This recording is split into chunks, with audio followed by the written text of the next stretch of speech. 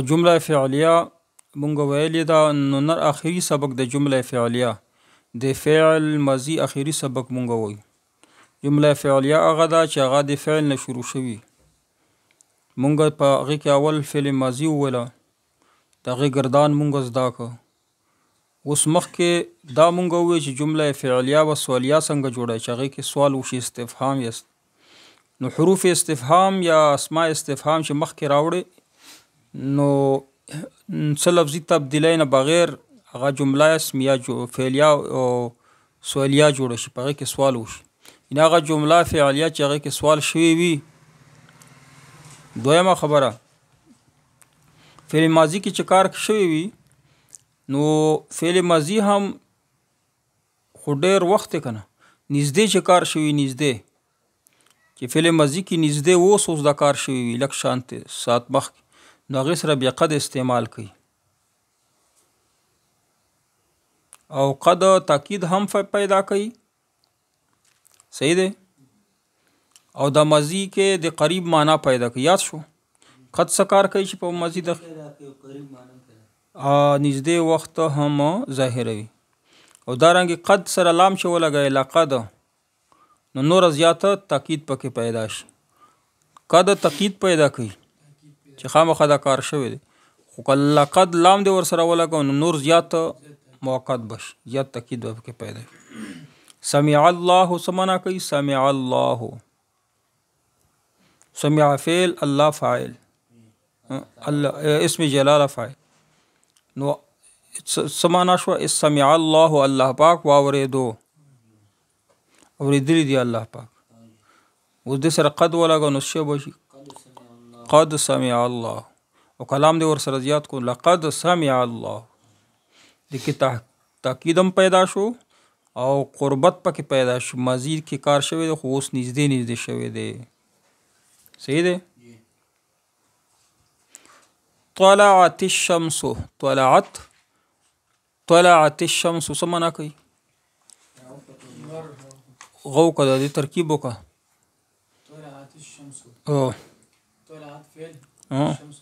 فاعل فاعل، نو قد ورسره ولا قد طلعت الشمس، لقد طلعت الشمس. بل فعل وپېژنه، فعل ماضي مجهول دا ډېر آسان دی. د فعل ماضي چې کومه هغې ګردان شم فعلا فعلا فعلو وکنه، نو دا فعلا د فعلا په وزن کې هغه په وزن کې راوله، فعلا په وزن کې. فا کلماته پیش ورکه، عین کلماته زیر. فعلا نسشه جوړ که فعلا، دا ګردان مخکې بوزه، فعلا فعلا فعلو. دا ماضي مجهول دا څه کوي؟ ماضي مجهول څه معنا ورکوي؟ په ماضي مجهول کې فاعل چې کم دی، فاعل چې کم وي که نه، فاعله په هره جمله فعلیه کې و فاعل خامخا وي. مفعول په فعل لازم کې وي، فعل متعدی کې مفعول وي او فعل لازم کې نه وي. دا مونږ ویلي وو که نه، کم فعل چې لازم وي په هغې کې فاعل وي، فعل و فاعل وي، مفعول پکې نه وي، او متعدي مفعول غواړي. نو خو داسې جمله چې فاعل پکې نه وي هغه نه راځي. خو چې کله مجهول صیغه مجهوله شي که نه، هله مجهوله شي چې هغې فاعل ظاهر نه وي، ښکاره نه وي. لکه فاعل خو بغیر د فاعل نه خو کار نه کېږي، خو ظاهر شوی نه، فاعل ظاهر شوی. اوس ماضي یوه صیغه ده چې شرب الولد الماء، دې ګردغو که ترکیب وکړه، شرب الولد ترکیب، شرب فعل، الولد فاعل، الماء مفعول، فعل سره دی جمله فعلیه. نو دین اوس ته غل لرې که دا الولد فاعل ته لرې که، او شرب هغه جوړ که فعل ماضي مجهول. شرب الماء او دا په اول ما او که نه، خو قاعده دا ده چې کله ته ماضي مجهول نه بعد فعل نه بعد خو فاعل راځي که نه، فاعل خو دلته ظاهریږي نه، ظاهر نه دی پکې، ښکاره نه دی. نو بیا به ته الماء چې کم مفعول ده دغه اول مفعول دې ته به د فاعل حرکت ورکړي. فعل کم حرکت کم اعرابي زما وا کنه فعل کم حرکت رفع مرفوع وي. نو الماء او ته مونږ د پیش ولې ورکړه رفع مو ولې ورکړه دا د فاعل رفع مونږ ورکړه. اگر چې دا ما دا خو د مفعول دی شرب الماء او سمنا کوي اوبه وسکلې شولې دا اوبه باندې کار شوی دی اوبه څه شی دی مفعول دی کنه او رفع مصلا صدا پر ورکړه چې دلته فاعل نه ذکر شوی نو د فاعل ولا رفع با اوله مفعول ته ورکړه. کدوا مفعول په کې فعل متعدی مجهول وي نو اول ته با رفع ورکړي ابل په خپل خال پرې هغه مثال لا سره لکه چې نو دوا پکې ذکر شي حسب محمود حسب حسبانا حسب مجهول صيغه صحیح ده یعنی ګمان وشو په محمود باندې حسب محمود ګمان وشو په شا باندې نو دا کې جمله کې فاعل شته کم دی فعل پکې محمود طرف ولا ملاو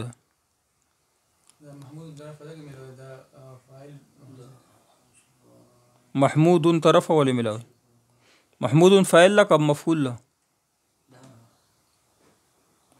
فعل ماضی مجهول نه بعد چې کم اسم رضی هغه مفعول مفعول نه وي هغه ته ویل شي فاعل ما نه مفعول ما لم يسمى فاعله مفعول ما لم يسمى فاعله دا سه مفعول چې هغه فاعل ذکر نه وي. نو حسب محمود کې محمود څه شي ده صيغه ته سوچ کوه چې مجهول صيغه راشي غنه بعد مفعول ما لم مفعول ما لم يسمى فاعله وي چاته نائب الفاعل ویل شي نائب فاعل حسب محمود کې محمود څه شي ده نائب فاعل توای زر ها دا محمود طرف شرط نه راغلی دا فاعل په فاعل په عوض کې ورته ملاو شو اگر چې دلته فاعل ځای او دا فاعل ځای ته راغی کنه فاعل ځای ونی نو فاعل خو مرفوع دا رفع عالما بل مفعول له حسب محمود عالما حسب محمود یوازې معنا کوي چې ګمان او شو پچا باندې په محمود باندې ګمان او شو پچا باندې د بل پس مفعول راځي ځکه چې ګمان په شو دی علم عالما خو دا مرته وایي چې حسب محمود کې دا مرفع د کم نه راغله دا فاعل یواز کې راغله دا عالما باندې رفع ولین راغله دا په خپل حال مونږ دا ویلو چې کله فعل ماضی مجهول راشي نو دا اول مفعول چې دوا مفعولین پکې دوا مفعولین نو اول مفعول ته خو د زما ملاو شي د فعل زما دویم ته بس خپل حال کې به وصیات شو حسب محمود عالما د دې غوکه ترکیب وکړه حسب فعل او محمود د فاعل شو فاعل نه نائب فاعل او محمود مفعول لا خو نائب الفاعل لا مفعول اول لا نائب الفاعل مفعول ثاني وزلته کې داس نشي ویل شي اول مفعول دویم مبدا څه بوای حسب فعل محمود نائب الفاعل عالما مفعول به صحیح ده. اوس بل قاعده دا قاعده د یاد کړه چې فعل ماضی مجهول نه بعد فعل ماضی مجهول نه بعد چې کم اسم رضی هغه مفعول وي خو رفع ورته د فاعل نه ملوي ځکه فعل ماضی مجهول کې فاعل وي فعل پکې نو مفعول ته بنو مر کې مفعول ما لم يسمى فاعله نائب الفاعل ورته وي نائب الفاعل څه معنا کوي د فاعل خلیفہ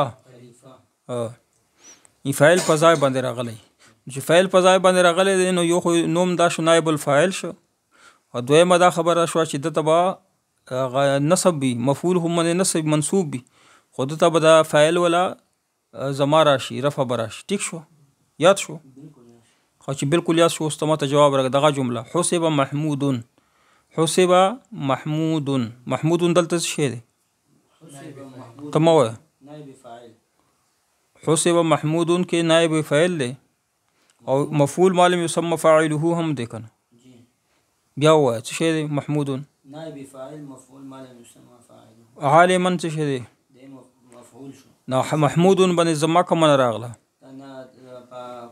دا نائب الفاعل دی، د فاعل نائبي کوي لکه تا سره چې بل نائب په مسجد کې نو هغه ورته رفع ورکړه. تا سره چې خپل نائب وي ته چې مسجد نه ځې خپله پګړۍ ورته پرېږدې که نه چې دا پګړۍ کې لمنځونه کوه. او که ته بیا راغلی مسجد ته بیا پګړۍ ورنه واخلې که نه. که دلته اوس فاعل راغی نو محمودن هلته وتښتي محمودن بش حامدن چې راشي فاعل نو محمودن بخپل ځای ته لړ شو حامدن بخپله پګړۍ ته والي. داسې ده که نه. ښه اوس داسې ماته ووایه چې ځنه فعل متعدي چې وي که نه ځنه فعل داسې وي چې هغه متعدي شوی په سیلا سره. سیلا ورسره وي سیلا مو درته ښودلې وه که نه حرف جار چې ورسره ولئ په هغې سره متعدي شوی نو هغې سره به څه کوې هغې باندې خو زما راځي نه ځکه جار مجرور وي. جار مجرور چې وي که نه او جار مجرور وي مفعول په ځای باندې جار مجرور راغلی سیلا چې ورسره ولګي خو جار مجرور شي لکه علا قلوبهم علا سیلا ورسره لګي قلوبهم جار مجرور دی که نه مضاف الیه او علا جار دی او مجرور هم دی جار مجرور. نو د جار مجرور چې دی قلوبهم په دې باندې خو رفع نشي راتلی که نه نو دا په خپل ځای باندې په دې باندې حرکت نه بدلیږي. یاد شو. نو طبع الله علی قلوبهم طبع الله دغه وګوره په دې کې فاعل شته.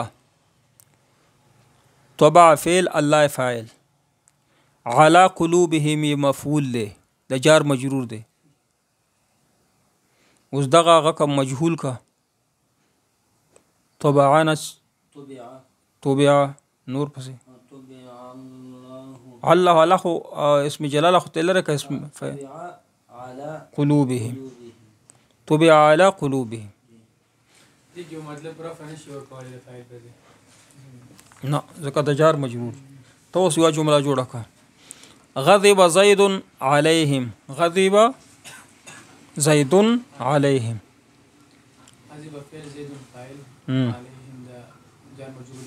مفعوله.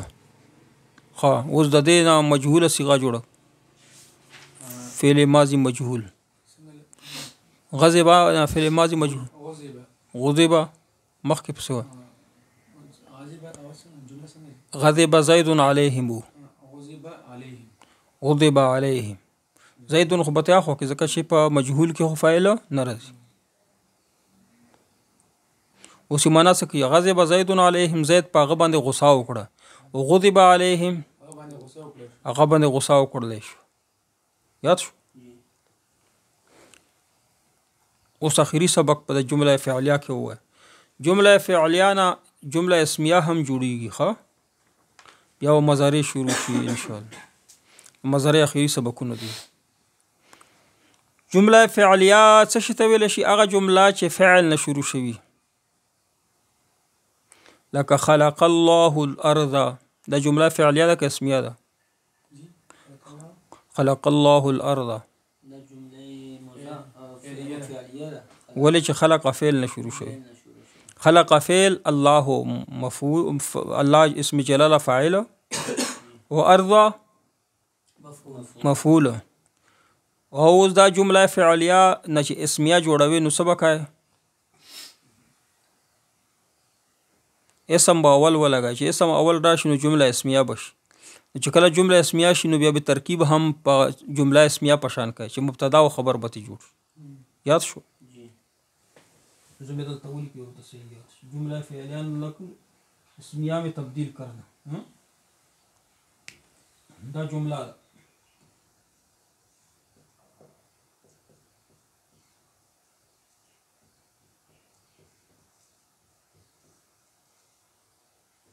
خلق الله الارض. خلق الله الارض د جمله فعلیه ده. جی اوس دا الله چې کدا اسم جلاله مخکې راوړه مخکې راو الله خلق الارض. الله خلق الارض. اوس دې و ترکیب څنګه کوي؟ جمله اسمیه جوړه شو کنه. جی الله د مبتدا ولی جمله اسمیه جوړه شو؟ سر کې مبتدا اسم شروع د اسم نه چې کومه جمله هغه ته مونږ جمله اسمیه وي. خلق الله الارض جمله فعلیه وا، خو چې مونږ وایو چې الله خلق الارض نو جمله اسمیه شو. نو الله به مبتدا شي، خلق فعل، ارض خلق فعل اور فاعل ضمیر پکې فاعل هو ضمیر، ارض مفعول. نو دا خلق الارض جمله فعلیه شو، دا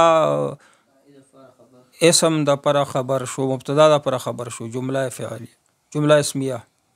څنګه به وي بیا وای خلق الله الارض نه چې خلق الله الارض نه جمله اسمیه چې جوړیږي اول به پہله کلمه جلال لفظ الله راوړو، الله خلق الارض پاتې شي، خلق دا فعل شو، ضمیر پکې فاعل شو، الارض مفعول شو. نو فعل فاعل مفعول به ملک دا جمله فعلیه شو. دخل المعلم دینه جمله اسمیه جوړه کا. معلم اسم د کنه، دخل المعلم، دخل فعل، معلم استاد داخل شو. دخل المعلم جمله اسمیه څنګه جوړیږي؟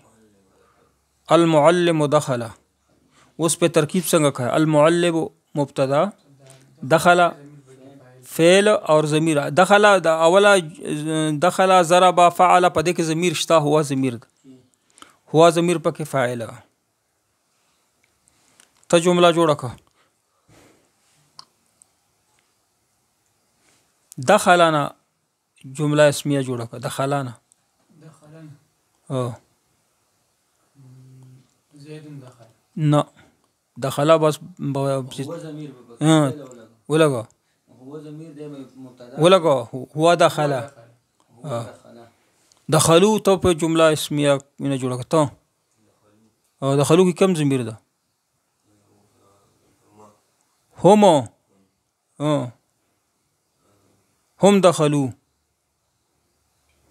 ورته خټه کنه درسي ته وایا دخلت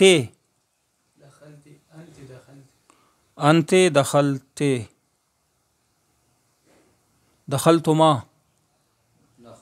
میں جمله اسمیه ته جوړه وځه کو. انتما دخلتما. دخلنا دغه جمع متکلم صيغه ده. انانا نحن دخلنا. دخلتن میں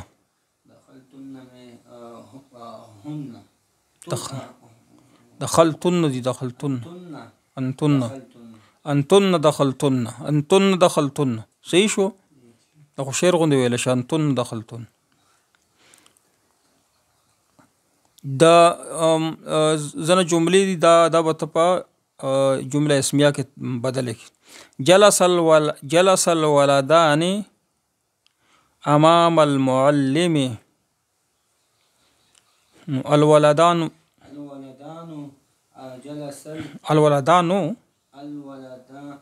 د غدا مبتدا ده، خو مبتدا خو مرفوع وي. مرفوع حالات د تسنیه څه شي او وزن درته یاد الولدان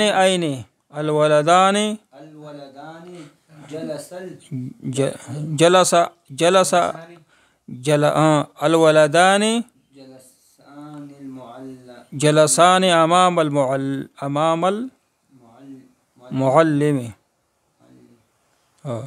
الولدان الجلسان.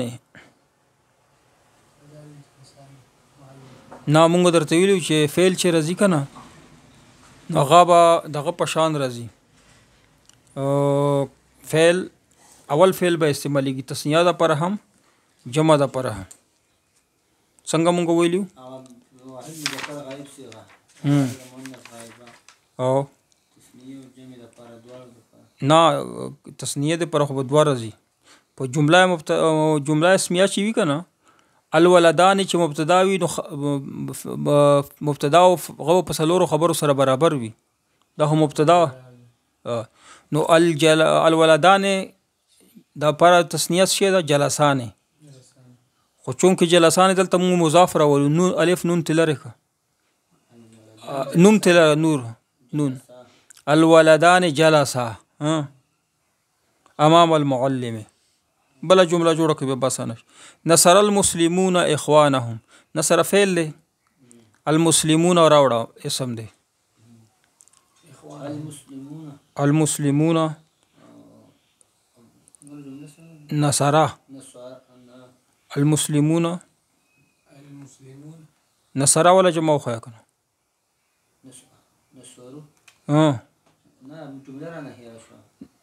نصر المسلمون اخوانهم المسلمون نصروا اخوانهم توس بلو اكل المسافرون الطعام مسافرون الطعام دبنك اكل المسافرون الطعام